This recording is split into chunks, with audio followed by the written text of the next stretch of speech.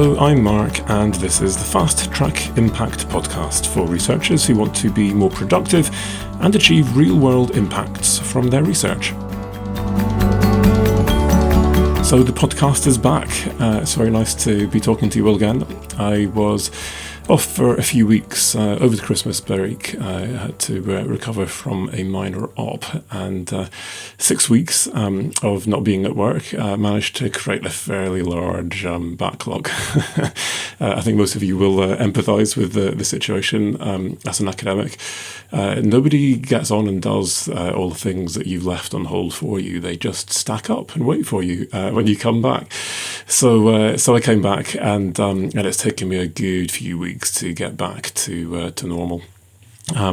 When do I define I've caught up? Because you know what, you're never caught up as an academic. But my sense is that that pressure of thought of all of the things that were delayed and missed deadlines and extensions, most of those are now out of the way, and we're to kind of the normal level of not managing to fit everything into the week, so. There's never enough time to do all the things that you want, and this is a priority for me. For me, this is one of the ways in which I can generate more impact than most through the research that I do, and so making time for this is a priority, and you as an audience are a really big priority for me. So I'm back. I'm here. I've carved out some time in my diary this morning to restart the podcast. And I thought that today it's worth going quite deep and thinking about something that came up for me last week. It turns out I'm not allowed to talk about this, which is a bit awkward. I tweeted about this and was promptly told by my line manager that this was an internal process and not for public consumption. So I deleted my tweet in the end. The reason I tweeted about this particular incident was that for me this was a failure. It was something that I wasn't proud about, that was quite challenging for me. And I think it's really important to talk openly about our failures as well as our successes. And I think especially when you get to a point in your career where I have, people make a bunch of assumptions about you that, you know what, everything you write is paradigm shifting, original, really significant work. All the impacts that I do just shine brightly and create massive benefits for everyone that I intend it to. And of course, that's not the case. Things go wrong on a regular basis. And I think that the more I talk about that, the more that empowers others to say, well, you know what? I'm feeling kind of similar. I've had a bunch of things that haven't gone right for me recently, and you know what? Together, let's create a bit of resilience as an academy and say, none of us get this right all the time. We all fall off the bike, but you know what? We get back on again. And my hope is to inspire you to get back on your bike if you're feeling similarly wounded. So without saying too much, most universities are going through a mock research excellence framework exercise, a mock REF, where your impacts and your outputs are being graded. So I've got a case study that is shortlisted in Newcastle. I've got a different case study that is being considered by 2 other universities, and I've got a bunch of outputs, in my case papers, that I've submitted to get internally reviewed. We've got a 1 to 4 star rating, and as a professor in a top 150 global university, it's expected that I will pull my weight in terms of producing a good few of the top-rated 4-star papers that go in our submission. So that's the pressure on me. Less pressure on others, perhaps, to do that, but I need to pull my weight. And so I submitted what I thought were the papers that might get that 4-star grade, and one of the papers a paper that I'd invested a lot of time and energy, 7 years in the writing this particular paper, and it came back from the internal review as 2-star. So it wasn't even 3-star. I could have coped with 3-star, but it came back as 2-star, and I'm like, seriously, did I get it that badly wrong? And of course, where do you go with this? Maybe you're not as vulnerable as I am to these kinds of thoughts, but for me, I went straight into imposter syndrome. I thought I was okay at this kind of stuff. This is pretty basic. I'm getting critiqued here for my methodology, and I thought this was robust. I thought this was sound. How could I have missed something that is downgrading this 2 marks on the basis of methodology? And now, if I'm producing stuff like this, then oh my goodness, what else might I have written that might be really bad? And who else has read this now? And this is in the public domain, and I've got this kind of searing embarrassment that this thing that I was so proud of, that it might actually just be really embarrassing. And then from there, all these other thoughts start to kind of cascade. So I've got all these different projects that I'm leading, and are we succeeding or not? Well, actually, how many papers have we published? And the 2 biggest projects that I'm leading, we haven't got a single published paper out of them yet. And actually, maybe we won't ever get any papers out of these. And then I'm kind of thinking about my leadership, and maybe I'm really not leading these projects the way that I should.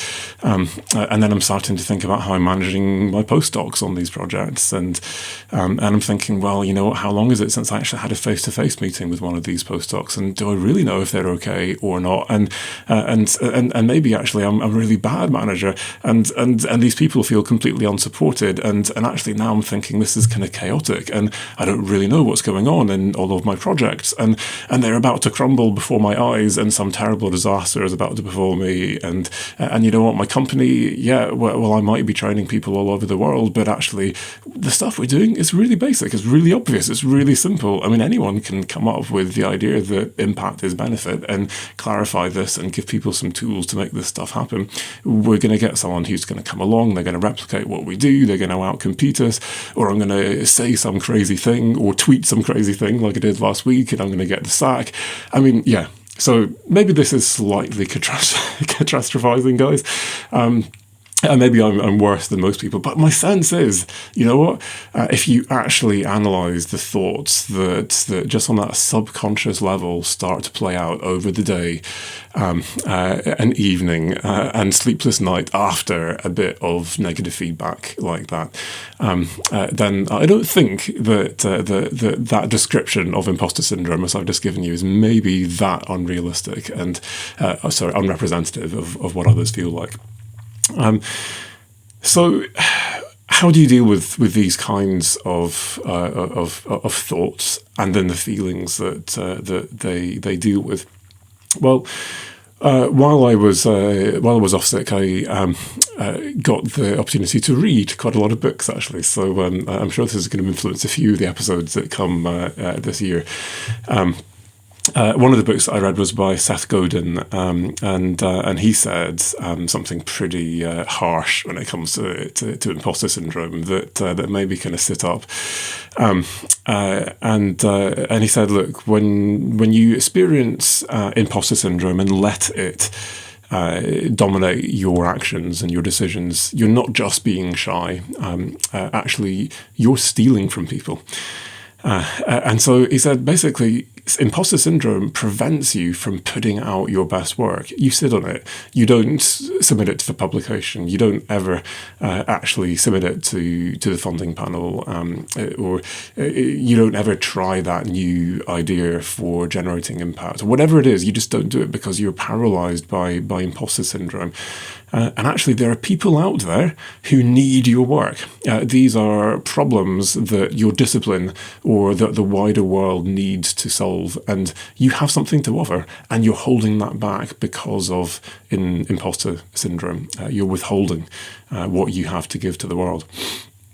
And so it made me think, there are no excuses here. I have to get back on my bike. Yeah, I might feel pretty rotten, but you know what? I have to do something that will get me back. And for me, actually, and maybe this is a bit self-effacing, but it works for me, so maybe it'll work for you.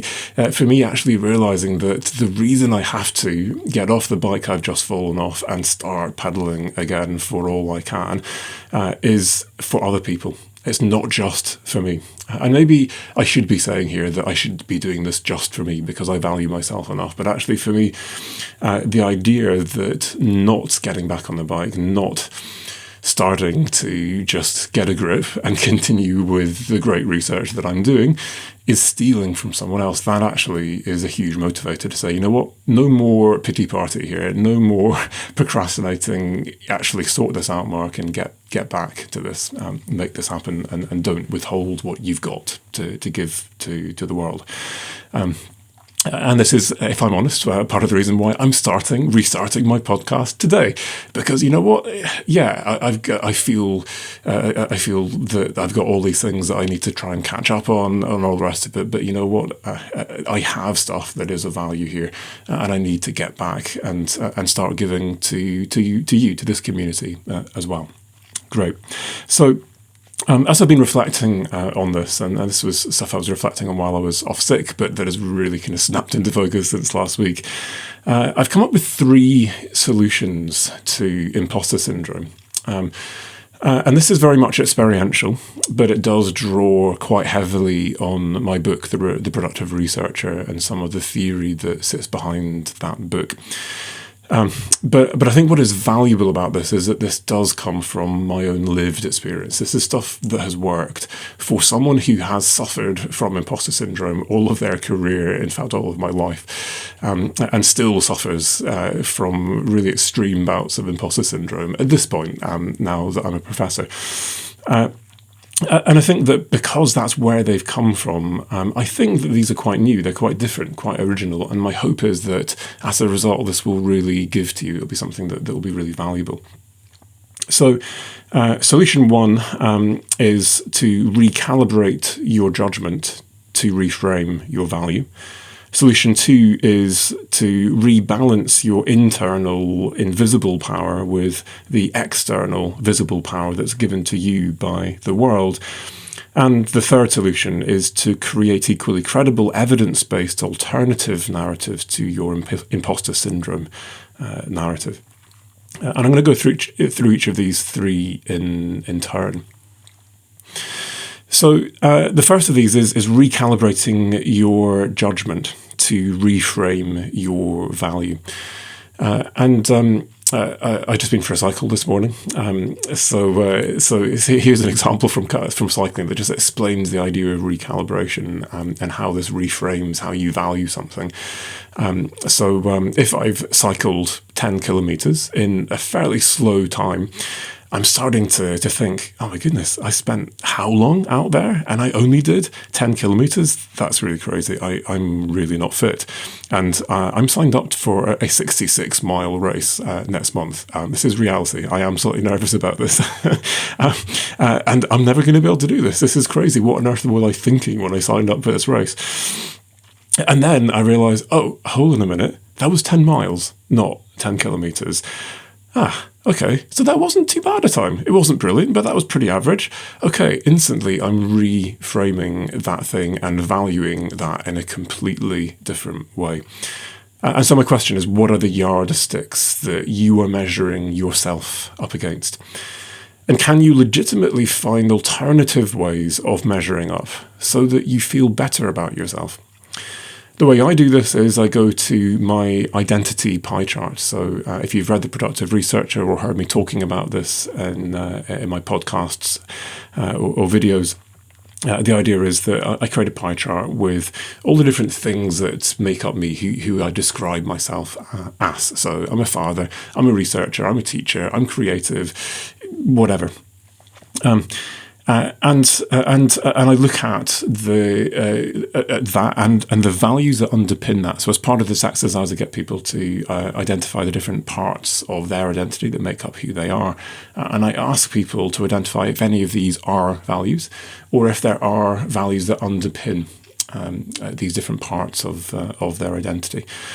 And of course, these are the parts of ourselves that we need to make sure we're making time for if we don't want to feel a really deep sense of dissonance, and the things that we need to get right if we want to have a sense that we have work-life balance.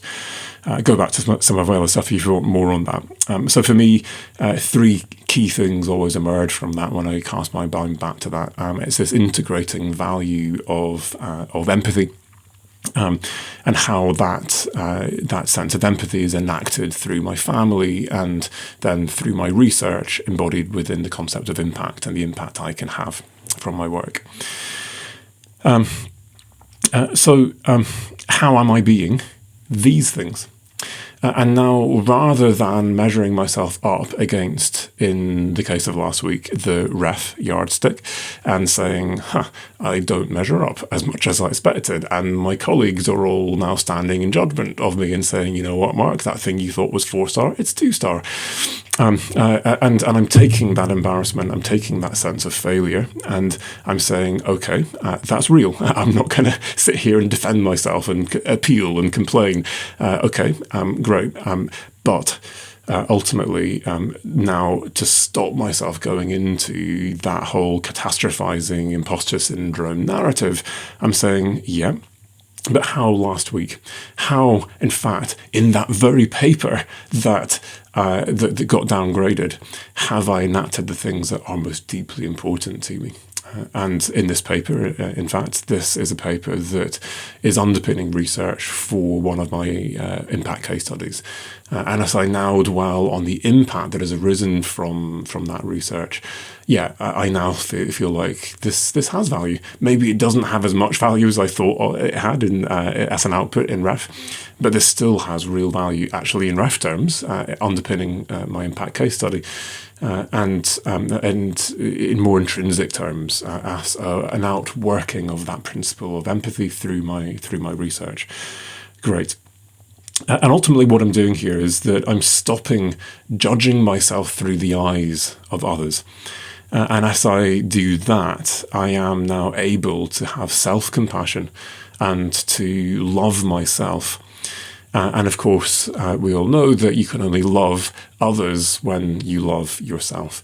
And so going back to Seth Godin's comment that I'm stealing from others, I'm withholding stuff. Well, you know what? If I want to give to the world, if I want what I've got to have value for others, then I have to value it myself to start with. And this is, for me, the most fundamental way of undermining imposter syndrome, to say, you know what? I have value, I am valuable, I have worth. Therefore, what I've got has worth and has value and is worth putting out to the world. And when you do that, you start getting that positive feedback of, yeah, thanks, Mark, for restarting the podcast again. Thanks, Mark, for that paper. Thanks for the impact that came out of that. And actually, yeah, you know what? This isn't so bad after all. So my second solution to imposter syndrome is rebalancing your internal invisible power. And I'm going to look at personal and transpersonal power in particular, with the external and visible power that is given to you by the world. And this really does depend on whose eyes you're looking at this through, which is partly why this is so problematic for imposter syndrome. And so for members of the public, members of our family, maybe even the fact that we have a PhD, or hey, I'm a PhD student, but hey, I am a PhD student. I am on the track to get a PhD. This is the pinnacle of intelligence as society would frame it. And now I am an academic. I'm a lecturer. Maybe I am even a professor. But wherever you are in that hierarchy, there are people that will look at you and think, oh my goodness, Mark's so intelligent. I feel really embarrassed talking to him and pitching this idea because he's going to see through it instantly and whatever. So people have their own imposter syndromes, and we can activate that just by being us because people think we're clever. And especially as you climb that hierarchy, increasingly the world gives you this status of you are the expert, the world expert in this narrow thing. But hey, you have this respect. And as you look at the way the world views you, as they give you all of this social and hierarchical power, and I would argue that in Western civilization, the fact that you are an academic in certain circles does give you social power. In my experience, in other circles, it does the opposite of that. But either way, it can be a problem. So the social and hierarchical power that you are given by the world is often the thing that activates imposter syndrome. Well, that's how you perceive me. But if you could only see inside my head to see all of the doubts, to see all of the flaws and limitations in my research, then you would never call me an expert. Oh my goodness. And so then what do? Do you go around saying, no, I'm not an expert, I'm rubbish? Well, actually, no, that's not very healthy either. Or do you just accept that everyone thinks I'm an expert, but I'm not, and then there's this huge dissonance? Well, my suggestion is neither. That you actually reduce that dissonance by shortening the distance between how you feel about yourself in terms of your personal and transpersonal power versus the power that the world has given you. And as you rebalance that power and increase your sense of personal and transpersonal power, then actually there is not such a gaping gulf between how you see yourself and how the world sees you. And actually you start over time to become much less vulnerable to imposter syndrome. And it really does work. This is a long-term journey I've been on. So for me, I lived in imposter syndrome 24/7 when I was an early career academic. And this is something that I'm still vulnerable to, that I get bouts of, as I did last week. But that is something that is much less common now, and this is the longer term process that you can go through. The first is that transforming thought that can actually almost instantaneously reframe things and be your kind of get out of jail free card when you get a sudden bout of imposter syndrome. And this is the work now of months and years, I'm going to argue. This is not a transforming thought that can happen instantaneously. This is not even a work of days and weeks. And so what I'm going to do is I'm going to go through some of the stuff from the Research Impact Handbook, actually. There is a box in the second edition. This is box 10, page 182, if you want to look at some more detail on this. What we've got here is a set of reasons why you may feel imposter syndrome, the hierarchical and the social power that is given to you by the world, and a set of things that you can then do to shorten the gulf between these two perceptions, the personal and the transpersonal stuff. So having a look at a few of these. One of them I've framed in the book as self-awareness. I think I would perhaps frame this as mindfulness, for those of you who are familiar with that kind of literature and practice. But it is this idea that I'm going to catch the rising panic of imposter syndrome, and that's certainly how I feel it. Before I am fully immersed in that panic. So those early signs of, my heart is beating faster. There's this kind of clenching of a fist somewhere in my chest. Where is that coming from? And catching where that's coming from. There's a bunch of thoughts here that are beginning to lead to other thoughts that, you know what, I'm going to just catch and I'm going to do something with. And this leads to the third solution, which we'll come on to later. But at this stage, what I'm doing is I'm capturing that stuff and I'm saying, right, let's now compare and contrast all of these actually now slightly crazy thoughts that I'm having with reality. I'm going back to my first solution, and I'm going back to my time chart, my identity pie chart, and I'm saying, right, what are the things that make me me? What are the things that I value most in life? What are the things that underpin, that animate, that inspire who I am day to day? What is my purpose? What is my meaning? And then, by contrast to that, now, how do I actually feel in this situation? And for me, it's about being mindful of those underpinning values on a day-to-day basis and calling them to consciousness, which is why in the Productive Researcher, I suggest that we create a shortcut, a motto, an image, something that means it's there in the front of my mind constantly, i.e. I am mindful of my values. And for me, the most powerful one is this image of my daughter wearing my shoes in my front garden, the concept of empathy, because you put yourself in other people's shoes. So I'm mindful of my values. I'm mindful of the very earliest signs of imposter syndrome, and I instantly go to that solution sooner rather than later, and I recalibrate my value. But I don't let it get out of control because I'm self-aware, I'm mindful, I catch it early. The next one on my list here is self-confidence and assertiveness. And this is actually for me about learning new tricks. So this might sound quite on the surface, but actually what I experience from this is that over the years I've learned and just added one trick after the next to make myself look more self-confident and more assertive. And I've discovered that actually as I look more self-confident and assertive and others then respond in kind, I actually start to feel it. And this is something that I discovered when I had a panic attack in my very first ever lecture. So I didn't get to the end of it. So I got heckled. I had a panic attack, went completely blank, and I had to walk out of the lecture theatre. It was fairly mortifying.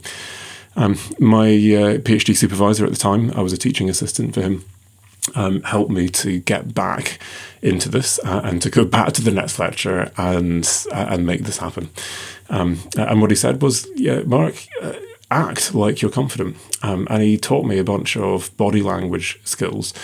And I took it fairly extreme just to see if this would work. And to my surprise, it really did. So from being panic-stricken to actually getting through my second lecture, I actually came in and sat on the front of the desk. So there was a desk at the front. I sat on it. I kind of put one leg, so my ankle on my knee, that kind of crossing my legs.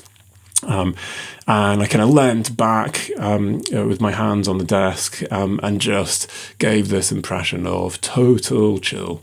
One of my hands now I've taken off the desk, and I'm kind of putting it out to look confidently like I'm using some kind of gesture that is quite open. I'm purposefully talking slowly, and this sense of chill, of ease, of slowness, of confidence that I'm acting. And this is a pure act at this point. My heart is thumping. It is an absolute act. Actually, within seconds rather than minutes, I start to feel, you know what? I feel fairly chilled. And yeah, it wasn't the greatest lecture, but I got through. I got to the end.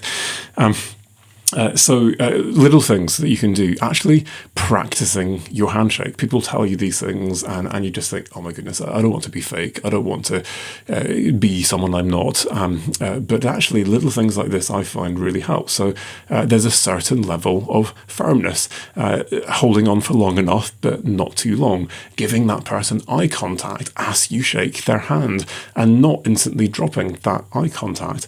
Little things like that are learned behaviours that I can do that instantly create a first impression that then is confident, and that person responds in kind and enables me then to act out and start to feel, I feel quite confident. I'm standing now solid, 2 feet slightly apart on the ground. I'm not swaying. I'm not pacing. I'm not kind of doing a mini dance on the spot here. I am solid. I've got open body language, open hand gestures, and as a result, I create this sense of solidity to my audience, and actually, I begin to feel more solid myself. Something I heard recently from someone, I have no idea if there's any research behind this, but I thought it was a cool idea. It was this idea that there is this evolutionary response to someone who has their hands behind their back or their hands in their pockets, that you instantly are suspicious that they may be holding a weapon. And that if you want to create a really positive, trusting first impression, that you make sure that your hands are visible and they are open. And so I started doing this in all of my trainings and public speaking, where I make sure I'm conscious of that my hands are here and they're out and they're open. So I'm not even holding the zapper when I start here. Hands open, I'm trustworthy. And who knows if it makes a difference. But for me, whether or not it makes a difference, it's these little things that, as I act them out, make me feel like I look confident. And as I look confident, I feel confident and great.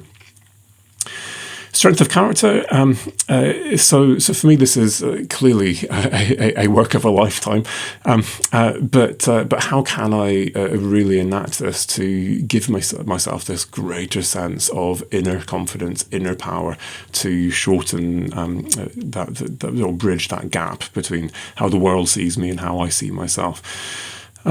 Well, if I have crossed red lines, if I've made errors of judgment in the past, my experience is that these can be really deeply disempowering. They can be subconscious narratives that are there with us for our entire lives. That one mistake I made, that one thing.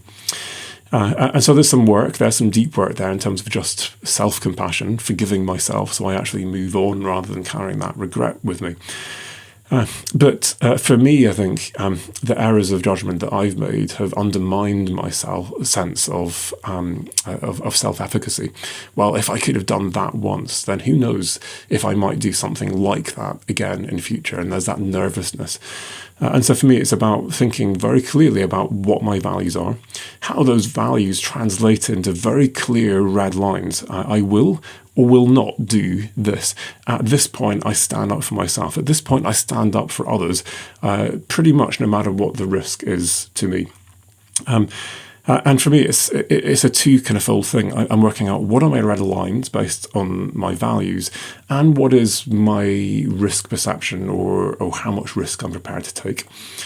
Because for some red lines, actually enacting those red lines will mean you're putting your job on the line, your reputation on the line. And I'm doing that work ahead of time.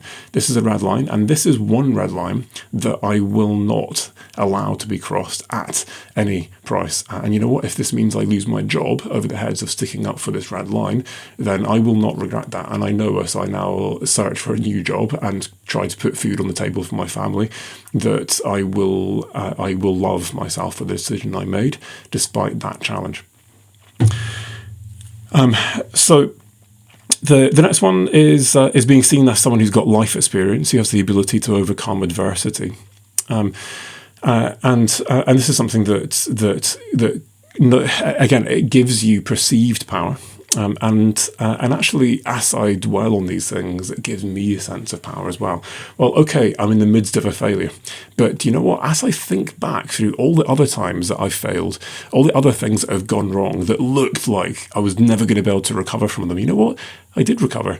And this is how I dealt with it. And this is how I adapted. And you know what? Everything ended up being okay, ultimately. Maybe it took a long time, but we got there in the end.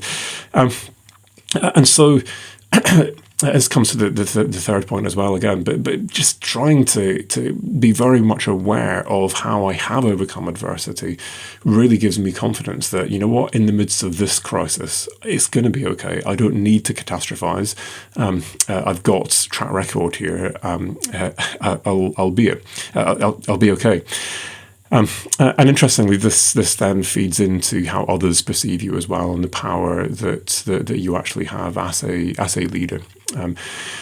So this is for me, as I was talking about at the beginning, tweeting about my failures. I don't want to come across like I am this other person who's in some league of my own, who's completely unattainable, unreachable, untouchable. I could never be like that. I could never relate to someone like that. And for me, that's about being an empathic leader.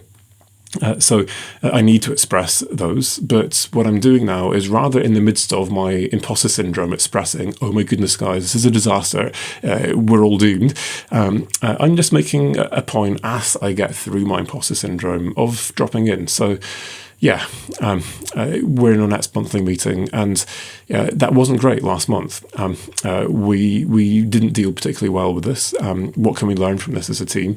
And actually, just let me point out, what in the intervening period, we've actually managed to transform some of this stuff and do some really cool stuff that we wouldn't have been doing now if it weren't for the crisis that we had to deal with, perhaps badly, in our last meeting. So actually, you know what, guys, let's reframe this a bit. And it looks like, we're managing to come back from this adversity. And I give my colleagues that strength, that sense that, there's that certainty that we can overcome this. And as I habitually talk about failures that have been overcome, there's this increasing sense that, if I follow Mark, there will be, no doubt, a disaster at some point, but here is a leader that I can trust will not panic and will enable us to get out of that situation and overcome adversity. Two more left in terms of personal power. So one more left in terms of personal power, and then I'll move to transpersonal power. It's the idea that I am someone who builds others up, who encourages, who finds the best in people, rather than being someone who criticizes and tears people down. And for me, there's, again, this internal thing that empowers me, as well as this external thing. And so when I make it a habit on purpose to try and look for the positives, even when I have to give people negative feedback, I'm trying to find something positive. Each time I'm meeting with a PhD student, with a postdoc, I'm trying to not just go through the mechanics of, right, what we're going to do next. I'm trying to look for one thing that very clearly they did well and explain why I'm so pleased with this and why this was so great and why they should be proud of that. That as I practice that, there is this feeling that I get inside that actually is a really positive, inspired feeling that makes me feel like, wow, I work with incredible people, and actually these are people who inspire me and who I can learn from, and now. This is it's a really positive kind of place to be, that makes me feel actually I'm with people, I'm with teams that empower me to success, that inspire me, that make me feel more secure and less likely to feel like I'm on my own in my imposter syndrome. By contrast, if you are someone who's constantly criticizing, constantly pulling people apart, criticizing people behind their backs, there is this growing sense that you get that actually other people are doing this to you, and actually there's this sense of what's the word for it? An insecurity that actually the whole world is criticizing me, and actually you created that yourself, and it's probably not reality, but well, why wouldn't other people be criticizing me when I'm so critical? And so you get into the spiral where actually now to feel okay about myself, I need to criticize even more, because by contrast, look at me, I'm better. So there's that internal thing, but also equally there's an external thing that people actually want to follow you for these deeper reasons rather than just your social or hierarchical power, because actually now you're someone I want to be around. You're the kind of leader I want to follow, because when I follow someone like you, I know that I'm going to be inspired. I'm going to find the things that are best about me. You're going to draw out that best in me. I'm going to build on that, and together we're going to do something really incredible. I'm probably spending too long on this, so just one final thing on transpersonal power. The transpersonal power is sometimes described as spiritual, so a lot of people find this quite challenging. But for me, I'm going to take an academic definition of spirituality. This is being connected to something which is more significant than yourself or beyond yourself. So it could be a football team, it could be nature, it could be a religion if you wanted it to be. But there's something deep about this kind of power that, for me, you find at the intersection between your priorities and your values. Your identity and your values. So when you do that time chart, sorry, I said it again, that priority, my goodness, I'm getting completely mixed up here. Sorry, guys. So when you do your identity pie chart, that's what I was looking for, sorry. You look at those different parts of your identity, you identify the values that underpin them. It's at that intersection between your identity and your values that you can start to think about how you might operate in the transpersonal space. And so now, as I am mindful of those values, I've got that shortcut, I'm enacting that day to day. As I'm going back and I'm sitting now, taking some time to recalibrate my values and measure myself against those rather than how others are now judging me. I access something at a much deeper level. Where do those values ultimately come from? Are those things that were just given to me by my parents, by my culture, perhaps? Do they come from a deeper place that is independent of genetics and an environment or culture?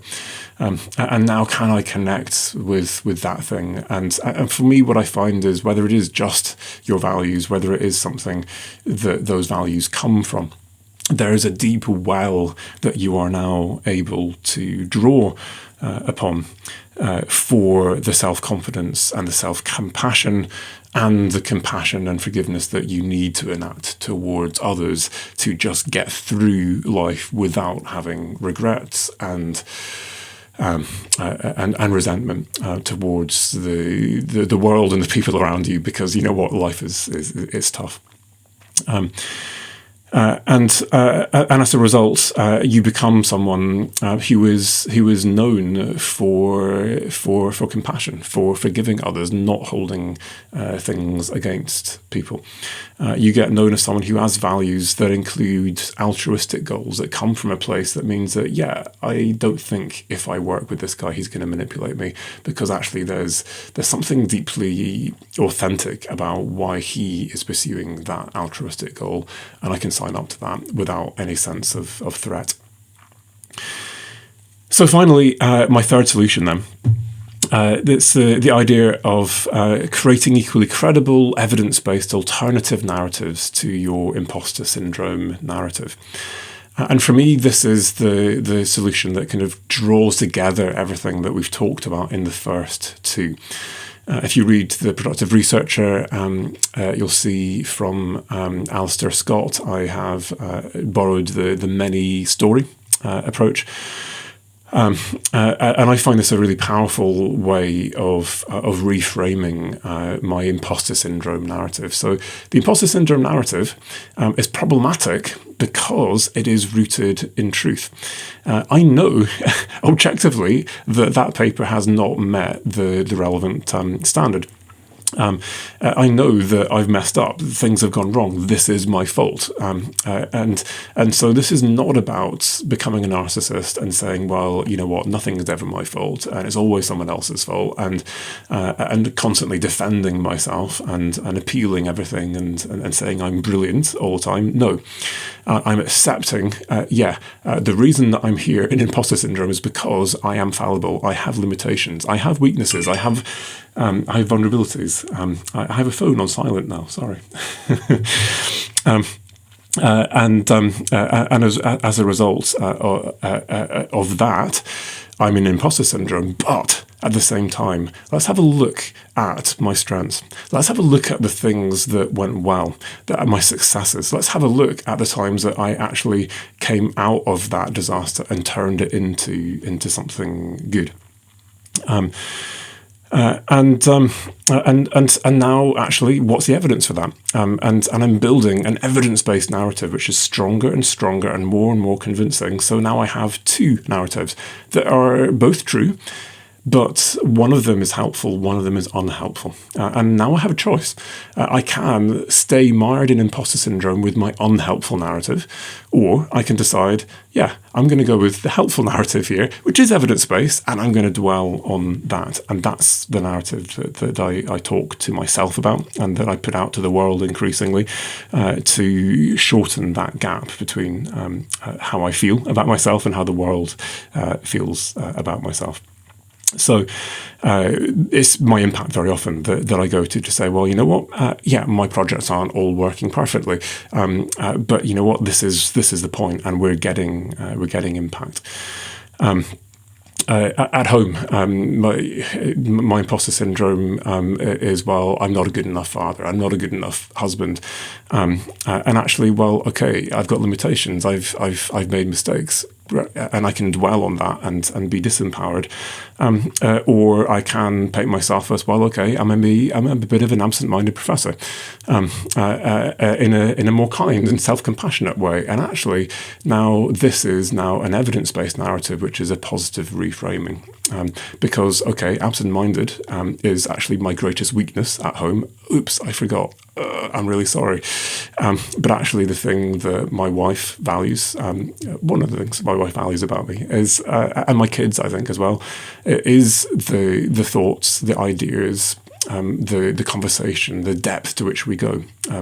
And those two go together. So what are the things where your weaknesses, your greatest weakness is your greatest strength, the idea of the absent-minded professor. And can you use that to celebrate your strengths whilst accepting that you're weak, and that you have limitations? So this is realistic. This is about taking negative comments, making them explicit. You're being mindful about them. So this takes part of their power away. You're standing back from them to objectively analyze them. And so now, with my paper, all of you guys weren't convinced I could substantiate every single one of my claims. And I could think my paper was rubbish and start to burn with embarrassment. It's in the public domain. I think I'm rubbish and blah, blah, blah. But now I'm accepting that some people might read this paper, and if they read it in that way, they may well have some doubts. But none of my co-authors, none of my reviewers or the editor had any issues. This is a matter of perception. Okay, there's a risk that some people might not believe this particular line of argument, but okay, it's not necessarily complete and utter rubbish. And you know what? We did the best with the data that we had. There were limitations. We explained what our limitations were. And in fact, this was one of 3 contributions we made. And the other 2, well, nobody's complaining about them. And actually, for me, this was the least important of those 3 strands. And, well, yeah, great. So I don't feel embarrassed about this. I'm not going to complain and try and appeal this. And I'm going to learn from that experience. So there was clearly a blind spot. How could I fix that? And actually, my common way of doing that, and I can do this in my discipline, is I'm going to invite a co-author in who I think might be able to spot that blind spot and help me fix it. In this case, I was working with a co-author who had power of veto. She said, if we're going to use my data, I don't want any additional co-authors. I wanted to invite someone in who was from a very different perspective, who I thought would have really added to the paper. That got vetoed. And, well, actually, you know what? I can see now, had I been able to use my the coping mechanisms I have for blind spots, I probably wouldn't have fallen into that trap. So you know what? I'm being self-compassionate with me now. It's maybe not the world's greatest paper, but it's not the world's worst paper. And I move on now. So 3 mechanisms that I believe have real power to enable us to move beyond imposter syndrome, not only in the crisis moment, but in a deeper, longer-term way that enable us to become less vulnerable to imposter syndrome. Recalibrate your judgment to reframe your value. Rebalance your internal invisible power to shorten the distance between that and how the world sees you, that external visible power that they give to you that makes you so uncomfortable. And create equally credible, evidence-based alternative narratives to your imposter syndrome narrative, and dwell on those instead. I hope that's been useful. Let me know what you think about this. I love talking to you, whether it's via Twitter, via email. A lot of you are on my email list. Just reply to one of those emails. I'll get that. Tell me how this works. This works for you, and maybe we can represent some of that discussion in future episodes. But go in peace, go in self-compassion, and my hope is that this is deeply empowering for you.